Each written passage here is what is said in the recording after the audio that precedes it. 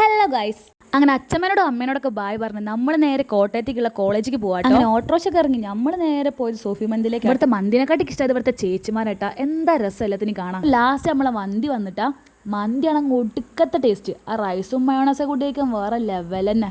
അങ്ങനെ റെയിൽവേ സ്റ്റേഷനിലെത്തി നേരെ നമ്മൾ ടിക്കറ്റൊക്കെ എടുത്ത് അങ്ങനെ പള്ളറിഞ്ഞ ക്ഷീണത്തിൽ ഞാൻ കുറേ നേരം ഇരുന്നു നടന്നൊക്കെ ടൈമാണ്ട് നോക്കി. അങ്ങനെ ലാസ്റ്റ് നമുക്ക് ട്രെയിൻ കിട്ടിയിട്ടാ. ട്രെയിനിലാണെങ്കിൽ ഒടുക്കത്തെ തിരക്ക്. ഇതാട്ടോ എൻ്റെ ഫ്രണ്ട് ഗാഥ. സമയം പോകാൻ വേണ്ടി അവിടെ അടുത്തുള്ളവരോടൊക്കെ എന്തൊക്കെയോ വടായി അടിച്ച് അങ്ങനെ കുറേ നേരം അങ്ങനെ ഉണ്ട് പോയിട്ടാ. എൻ്റെ അടുത്തിരിക്കുന്ന കുട്ടിയെ നിർബന്ധിപ്പിച്ച് ഞാൻ അവനെ കൊണ്ട് എൻ്റെ ചാനൽ സബ്സ്ക്രൈബ് ഒക്കെ ചെയ്യിപ്പിച്ചു. ഞാൻ പറഞ്ഞ ക്ഷീണത്തിൽ ഗാഥയ്ക്ക് ലാസ്റ്റ് ഒരു വടാണ്ട് തന്ന്. അപ്പോഴാട്ടാ കുറച്ച് സമാധാനമായത്.